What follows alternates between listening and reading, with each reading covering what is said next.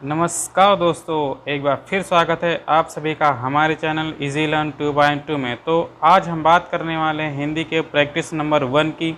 जी हाँ दोस्तों, आज हम लेकर के आए हैं हिंदी का प्रैक्टिस नंबर 1। हिंदी का प्रैक्टिस नंबर 1। तो आज हम इसमें बात करने वाले हैं, टॉपिक हमारा जो रहेगा वर्णमाला से रहेगा। अगर हम बात करें वर्णमाला की तो यह हमारा परीक्षा की दृष्टि से देखा जाए तो हमारा पीजीटी, और अगर बात करें तो टीजीटी, और अगर बात करें तो यूपी टेट, और अगर बात करें तो हमारा सीटेट भी होता है, और अगर बात करें तो हम सुपरटेट की। जितने भी ये एग्ज़ाम हैं ये सभी में वर्णमाला से एक या दो प्रश्न पूछ लिए जाते हैं दोस्तों। तो आइए हम आज लेकर के आए हैं टॉप 20 लेकर के आए हैं। इस जो है प्रैक्टिस सेट में टोटल 20 क्वेश्चन होंगे और आज हम 20 क्वेश्चन को एमसीक्यूज़ को पढ़ने वाले हैं। तो आइए हम बात करते हैं पहले प्रश्न की।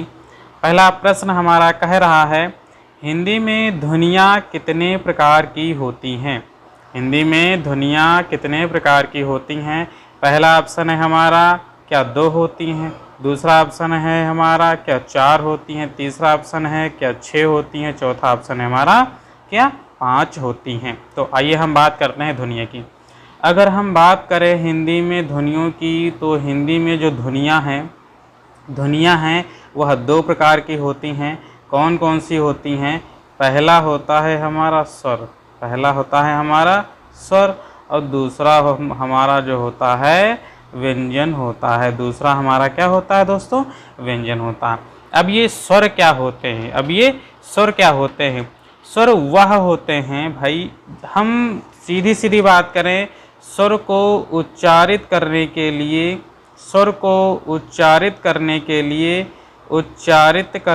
लिए किसी भी वर्ण की आवश्यकता नहीं होती है, वह स्वर होता है। स्वर अपने आप में स्वतंत्र होता है, और व्यंजन वह स्वतंत्र नहीं होता है। व्यंजन हम हमेशा स्वर पर निर्भर रहता है। व्यंजन जो है स्वर पर निर्भर रहता है। अगर हम बात करें एग्जाम्पल की, सबसे पहले स्वर को लेते हैं। स्वर देखिए, स्वर अगर हम लेते हैं आ जो होता है, देखिए इसको जो है उच्चारित करने के लिए किसी भी दूसरे वर्ण की सहायता हमें नहीं लेनी पड़ी। अगर हम बात करते हैं बड़ा आ की, इसको भी उच्चारित करने के लिए किसी भी दूसरे वर्ण की आवश्यकता नहीं ली हमने। अगर हम बात करते हैं व्यंजन की, व्यंजन में हम लेते हैं का। देखिए का ये अधूरा है, अगर इसमें हलंत लगा दे तब यह व्यंजन होता है, और इसको पूरा करने के लिए, इसको कंप्लीट करने के लिए का लगा हुआ हलंत और प्लस छोटा आ हम जब जोड़ते हैं तब हमारा बनता है का बनता है। तो इस जो है दृष्टि से देखा जाए तो हिंदी में ध्वनियाँ कितने प्रकार की होती हैं? हिंदी में ध्वनियाँ मुख्यतः 2 प्रकार की होती हैं। तो हमारे पहले क्वेश्चन का आंसर कितना हो जाएगा? 2 हो जाएगा। तो हमारे पहले क्वेश्चन का आंसर कितना हो जाएगा? 2 हो जाएगा। आइए अब हम बात करते हैं दूसरे प्रश्न की। दूसरा प्रश्न हमारा क्या कह रहा है? दूसरा प्रश्न जो कह रहा है हमारा, मात्रा के आधार पर स्वर कितने प्रकार के होते हैं? मात्रा के आधार पर स्वर कितने प्रकार के होते हैं? तो मात्रा के आधार पर स्वर क्या 2 प्रकार के होते हैं, क्या 3 प्रकार के होते हैं, क्या 4 प्रकार के होते हैं, क्या 5 प्रकार के होते हैं? अगर हम बात करें मात्रा के आधार पर स्वरों की, तो मात्रा के आधार पे जो स्वर होते हैं वह मुख्यतः 3 प्रकार के होते हैं।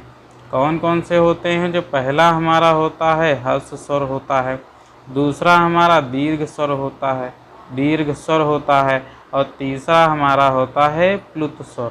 क्या होता है? प्लुत स्वर होता है। अच्छा, हर्ष स्वर में कौन कौन से आते हैं? हर्ष स्वर में जो मूल स्वर होते हैं वही आते हैं, या लघु स्वर आते हैं। आ है, ई है, और ऊ है, और री है। क्या है? री। ये 4 जो है हमारे हर्ष स्वर होते हैं।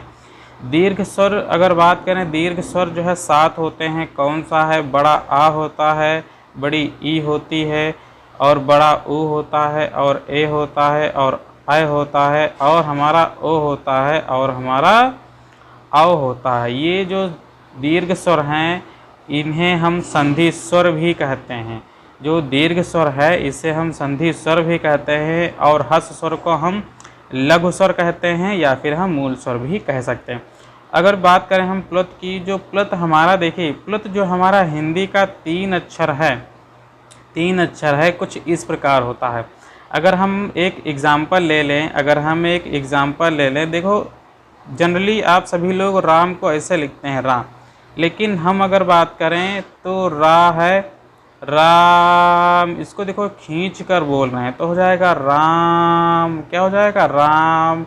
ऐसे ही हम बोलते हैं ओम। देखिए जो शब्द बोलने पर हमारा जो जिस शब्द को बोलते समय जो हमारा जो है वो जो हमारा उच्चारण है वो खींचता चला जाए, जिसकी अवधि लंबी हो वह क्या कहलाएगा, वह स्वर कहलाएगा। कौन सा, लघु स्वर, दीर्घ स्वर और प्लस स्वर। आइए अगर हम बात करें मात्रा के आधार पर स्वर कितने प्रकार के होते हैं, तो मात्रा के आधार पर 3 प्रकार के होते हैं। यही हमारा करेक्ट आंसर होगा दोस्तों।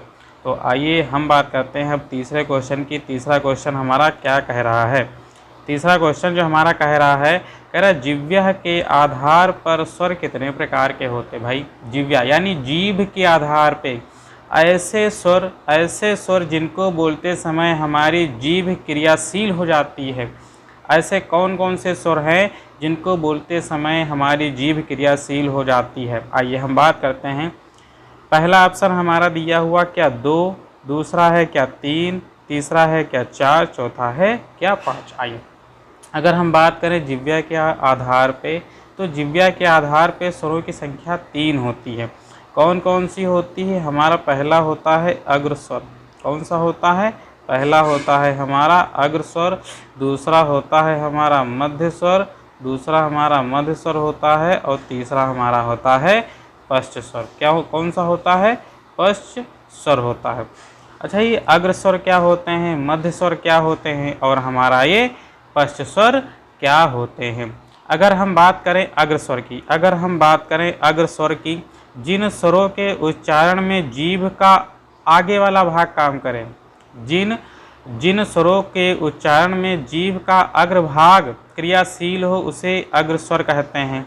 इसमें अगर हम बात करें इसमें कौन कौन से स्वर आते हैं, छोटी ई आ जाती है, बड़ी ई आ जाती है, और ऐसे एडी और ऐसे एन, कि ये 4 जो है हमारे स्वर अग्र स्वर में आ जाते हैं। अगर हम बात करें मध्य स्वर की, तो मध्य स्वर क्या होता है, मध्य स्वर होता है जिन स्वरों के उच्चारण में जीभ का मध्य वाला भाग क्रियाशील हो जाए। भाई मध्य से देखिए, मध्य से क्या निकल रहा है, यानी जो जीभ है, जिह्वा के आधार पे जो दूसरा भाग है मध्य स्वर, यानी जो हमारी जीभ है यानी जीभ का जो बीच वाला भाग है वह क्रियाशील हो जाए। इसमें कौन सा होता है, इसमें छोटा आ होता है।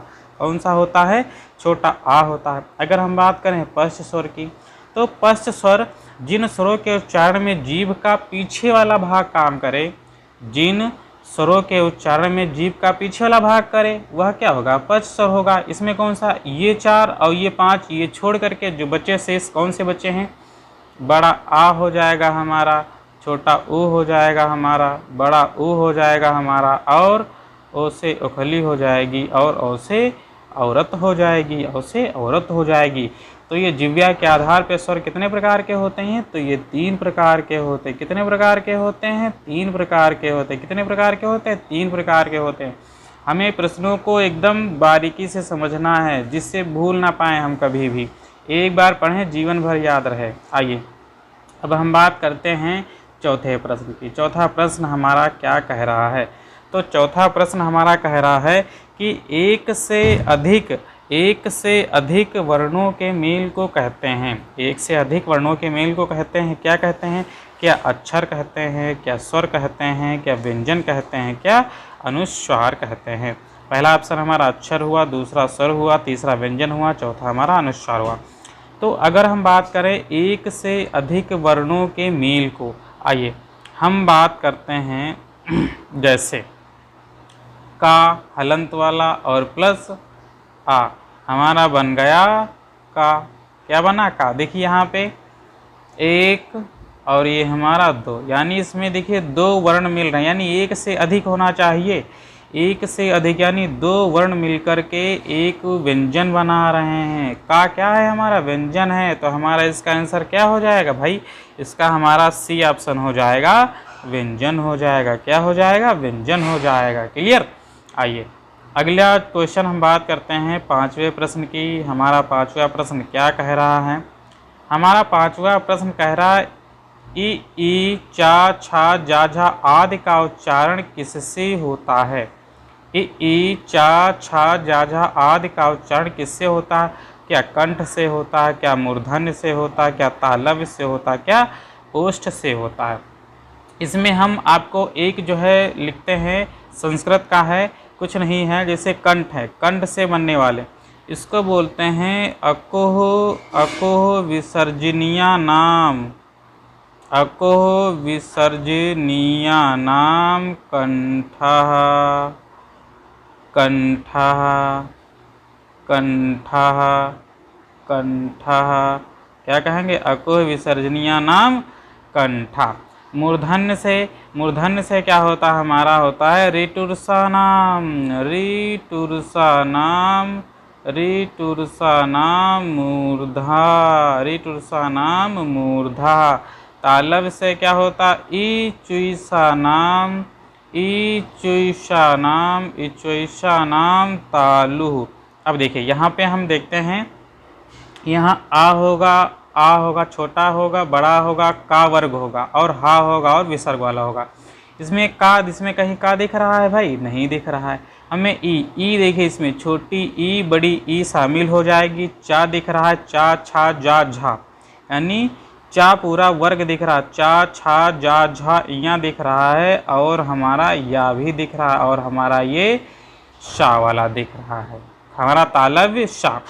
शा हमारे 3 प्रकार के होते हैं। पहला जो हमारा होता तालव्य शा, ये वाला होता है। फिर हमारा मूर्धन्य वाला, मूर्धन्य वाला कौन सा होता है, शा, मूर्धन्य वाला शा ये वाला होता है। फिर होता दंत सा, दंत सा ये वाला होता है। तो अगर हम बात करें 5वें प्रश्न की, तो ई चा छा जा झा आदि का उच्चारण किससे होता है, तो ये किससे होता है, तालव्य से होता है। किससे होता है दोस्तों, तालव्य से होता है। आइए अब हम बात करने वाले हैं 6ठे प्रश्न की। 6ठा प्रश्न कह रहा है निम्न में दीर्घ स्वर नहीं है। अब हमें इसमें छांटना है कि निम्न में दीर्घ स्वर नहीं है। क्या ई नहीं है, क्या ई नहीं है, क्या ए नहीं है, क्या ए नहीं है। देखिए ई, ए और ए ये हमारे होते हैं दीर्घ स्वर। कौन कौन से होते हैं, ई, ए, ये हमारे सब दीर्घ स्वर होते हैं। जो हमारा ई बचा है यह हमारा हस्व स्वर है। क्या है ये, हस्व स्वर है। क्या है ये, हमारा हस्व स्वर है। अतः इसका 6ठे वाले प्रश्न का आंसर हमारा ए हो जाएगा। तो ए को हम लॉक कर देंगे, यही हमारा आंसर हो जाएगा दोस्तों। आइए अब हम बात करते हैं 7वें प्रश्न की। 7वां प्रश्न हमारा क्या कह रहा है, 7वां प्रश्न हमारा क्या कह रहा है कि निम्न में से अंतस्थ व्यंजन कौन से हैं। भाई अंतस्थ व्यंजन क्या होते हैं, अगर हम बात करें अंतस्थ व्यंजन की तो क्या होते हैं, अंतस्थ व्यंजन प्रायः 4 प्रकार के होते हैं। कौन कौन से होते हैं, या होता है हमारा, रा होता है, ला होता है और वा होता है। ये हमारे अंतस्थ व्यंजन होते हैं। गा तो होगा नहीं, जा भी नहीं होगा, वाह हो सकता है, वाह हमारा हो सकता है। यही हमारा राइट आंसर है, यही हमारा राइट आंसर है।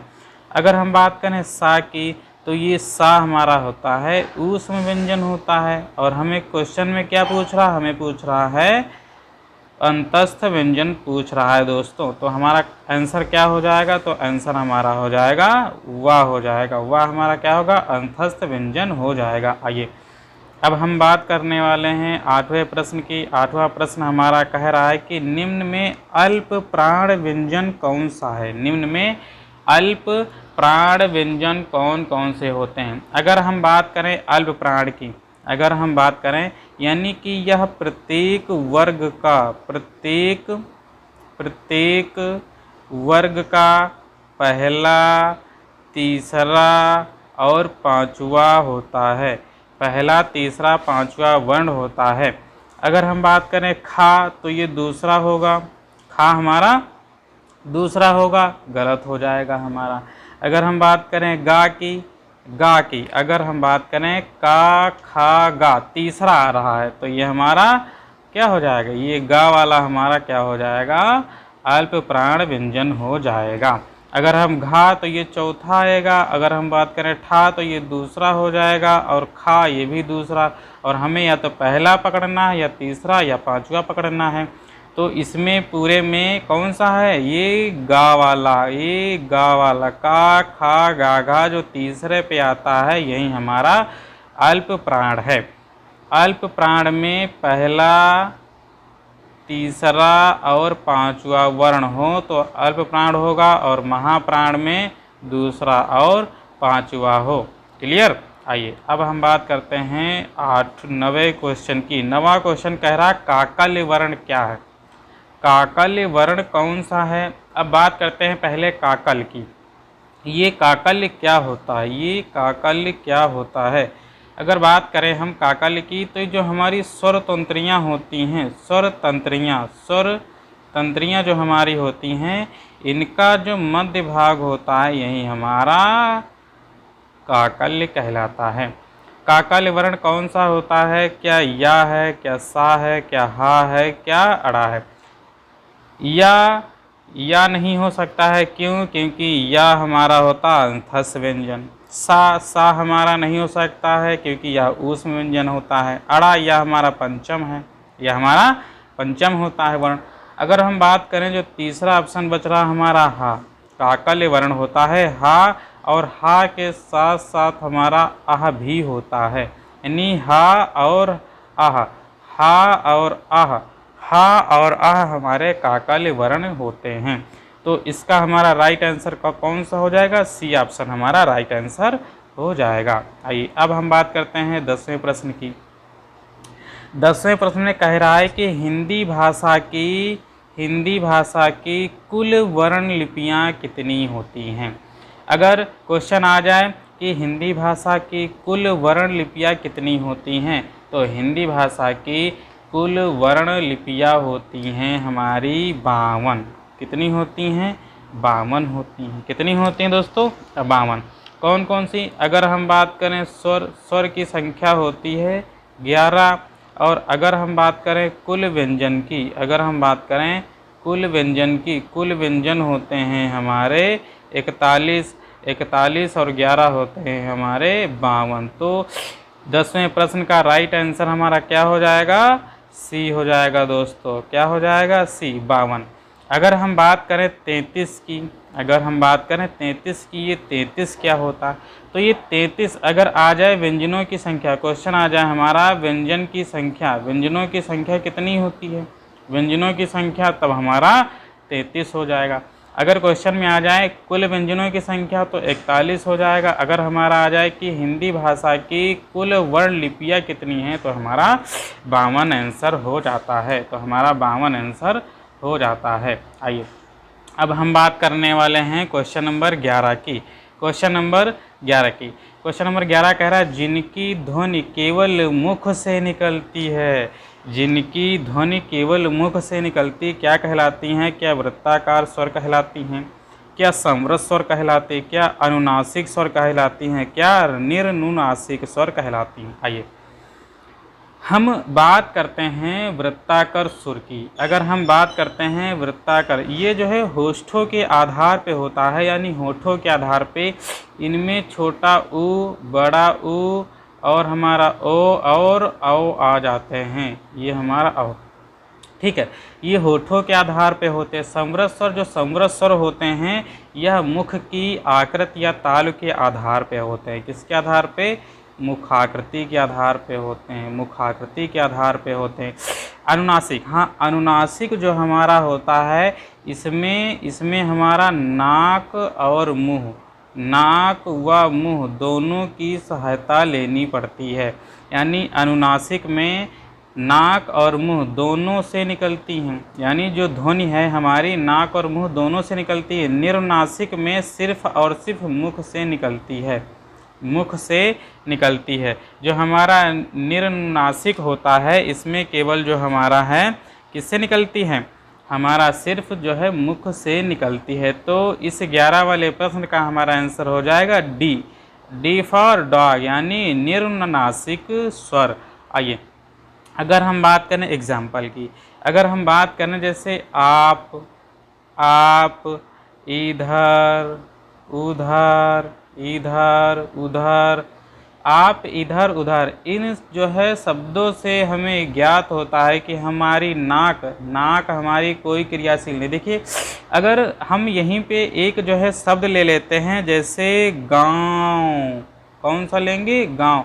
गांव शब्द को बोलने से नाक और मुंह दोनों क्रियाशील हो रहे हैं, लेकिन आप, इधर और उधर बोलने से केवल और केवल मुख क्रियाशील हो रहा है। अतः कह सकते हैं क्वेश्चन नंबर 11 का आंसर डी वाला ऑप्शन होगा। आइए अब हम बात करते हैं क्वेश्चन नंबर 12 की। क्वेश्चन नंबर 12 की क्या कह रहा है, हमारा क्वेश्चन नंबर 12 कह रहा है जब एक ही ध्वनि का द्वित्व हो जाए तब वह क्या कहलाता है।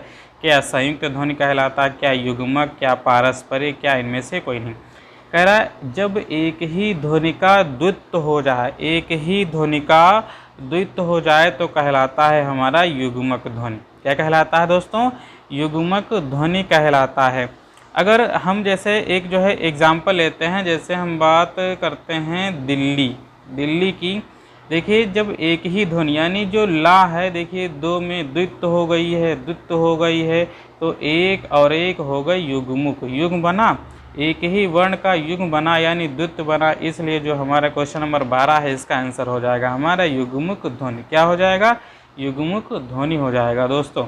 आइए अब हम बात करते हैं क्वेश्चन नंबर 13 की। अब हम बात करते हैं दोस्तों क्वेश्चन नंबर 13 की। क्वेश्चन नंबर 13 हमारा क्या कह रहा है, जो क्वेश्चन नंबर 13 है कह रहा है दो व्यंजन जब एक साथ मिलते हैं, दो व्यंजन जब एक साथ मिलते हैं तब क्या कहलाते हैं। जब दो व्यंजन एक साथ मिलते हैं तो संयुक्त व्यंजन कहलाते हैं। जैसे अगर हम बात करें हलंत वाला का की और प्लस हमारा शा अगर बात करें हलंत वाला का प्लस सा, ये क्या है, ये दोनों जो है व्यंजन ही हैं और इनके मिलने से बनता है हमारा छा बनता है। क्या बनता है, छा। यानी दो व्यंजन यानी एक व्यंजन दूसरा व्यंजन ये आपस में मिलते हैं तो वह कहलाता है हमारा संयुक्त व्यंजन कहलाता। क्या कहलाता है, संयुक्त व्यंजन कहलाता। और छा हमारा क्या है, संयुक्त व्यंजन है।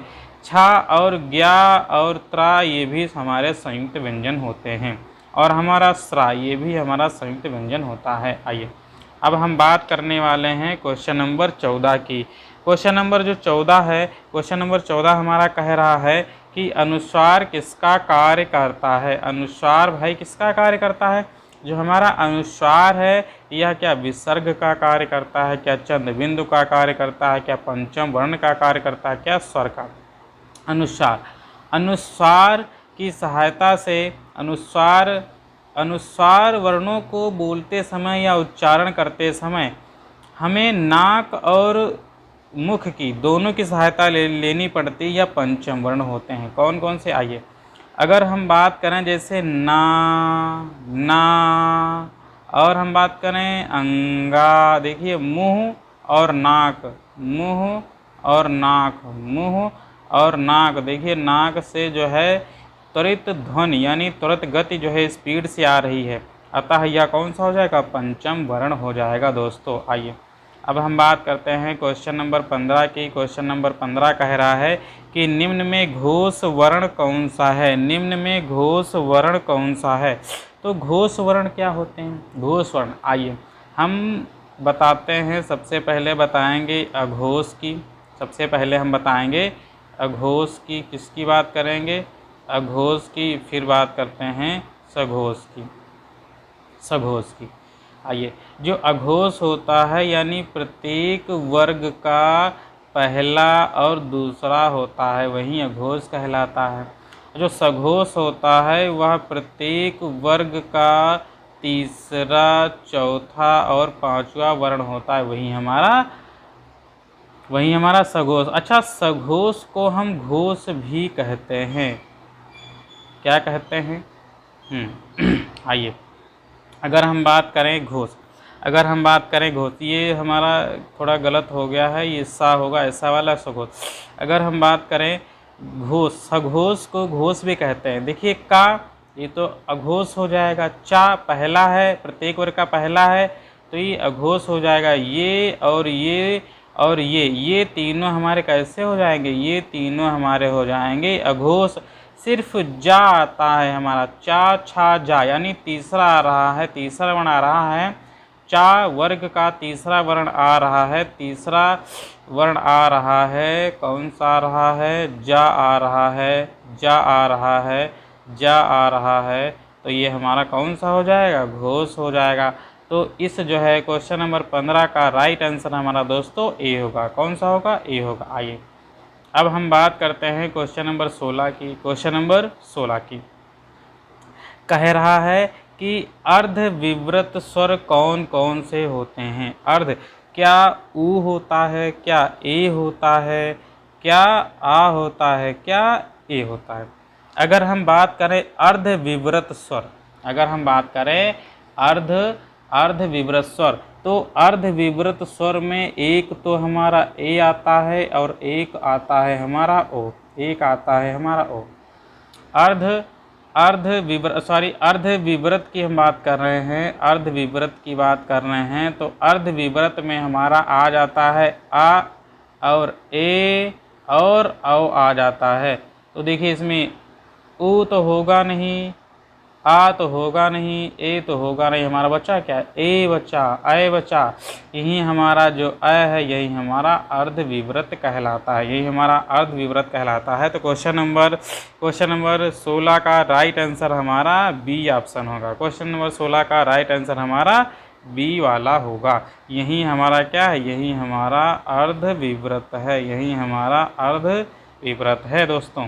तो आइए अब हम बात करने वाले हैं क्वेश्चन नंबर 17 की। क्वेश्चन नंबर कह रहा है निम्नलिखित शब्दों में किस शब्द के द्वित्व व्यंजन है?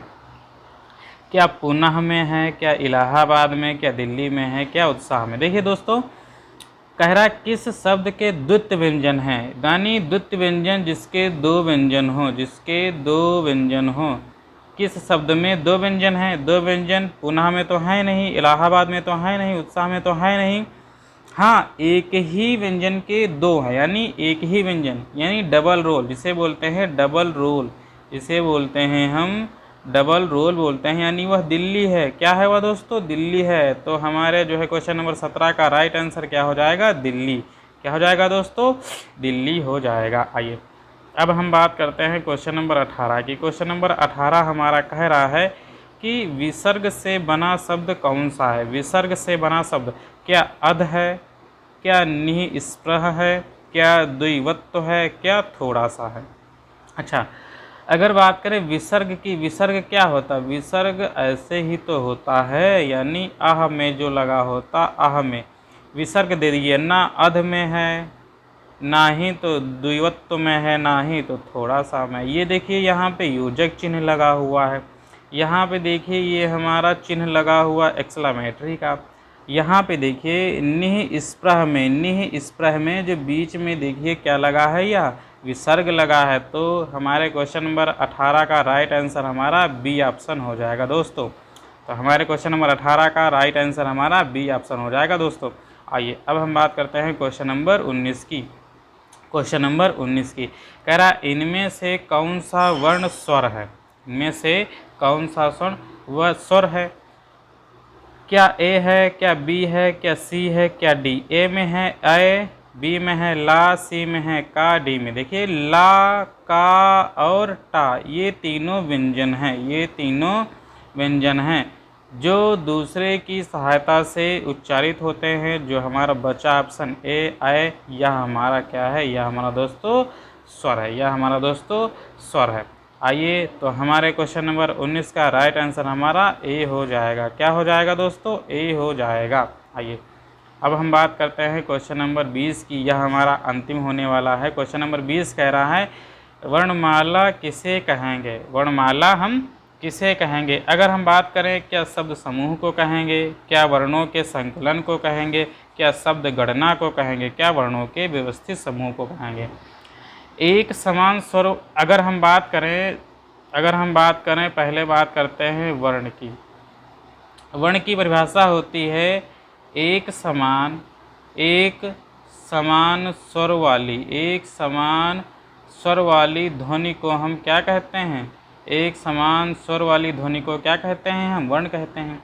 और इन्हीं वर्णों से बनता है हमारा वर्णमाला, यानी हमारा जो ऑप्शन डी देखिए, डी वाला कह रहा है वर्णों के व्यवस्थित समूह को, एक ऐसा क्रम जो ठीक हो, व्यवस्थित हो, ऐसा क्रम वर्णों के व्यवस्थित समूह को वर्णमाला कहलाता है। तो दोस्तों क्वेश्चन नंबर 20 का राइट आंसर हमारा हो जाएगा डी वाला। हमारा कौन सा हो जाएगा, डी वाला हो जाएगा। तो ये हमारा रहे टॉप 20 क्वेश्चन, ये हमारा रहा दोस्तों टॉप 20।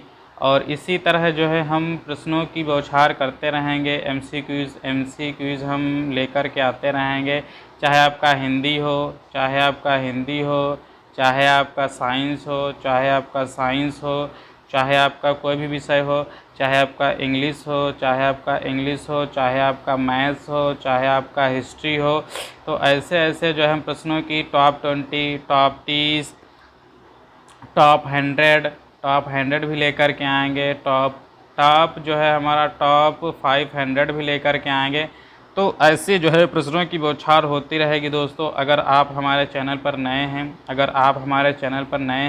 तो हमारे चैनल को सब्सक्राइब करिए, और हमारे चैनल को सब्सक्राइब करिए और जो हमारा बेल आइकन है उसको दबाना ना भूलें। इससे हमारी जो क्लास है आप तक अपडेट होती रहेंगी, समय पर पहुंचती रहेंगी। तो हमारी जो टाइमिंग होने वाली है, टाइमिंग हमारी 7 PM होने वाली है। 7 PM पर दोस्तों प्रत्येक शाम 7 को आपको क्लास मिलती रहेगी दोस्तों।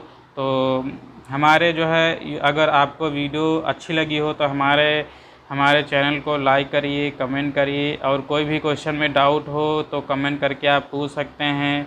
और अगर जो है PDF लेना चाहते हैं, अगर आप PDF लेना चाहते हैं तो कृपया करके 87 26 48 76 21 इस जो है नंबर पे व्हाट्सअप कर दीजिएगा, आपको PDF प्रोवाइड कर दी जाएगी दोस्तों। तो अगला जो है हमारा कल का जो सेशन रहने वाला है, तो कल का सेशन हम लेकर के आएंगे रचनाओं पर। जो हमारे सभी हैं, चाहे हमारा गद्य हो, चाहे हमारा पद्य हो, सभी की रचनाओं का संग्रह हम लेकर के आएंगे और उन सब में रचनाओं के बारे में बताएगा। आपको कहीं नहीं जाना है, सिर्फ हमारे ही चैनल पे आना है। भटकना क्यों भाई, जब हम सब कुछ दे रहे हैं तो इधर उधर भटकना क्यों। हम एक तरफ से सब कुछ दे रहे हैं, चाहे वह कोई भी हो। हम थ्योरी भी लेकर के आएंगे, MCQs भी लेकर के आएंगे और वीडियो भी बनाते रहेंगे। आप सभी के लिए बस आप सभी का आशीर्वाद, सपोर्ट की ज़रूरत है। तो चलिए मिलते हैं कल, हम रचनाओं के साथ मिलते हैं। तब तक के लिए जय हिंद दोस्तों, धन्यवाद।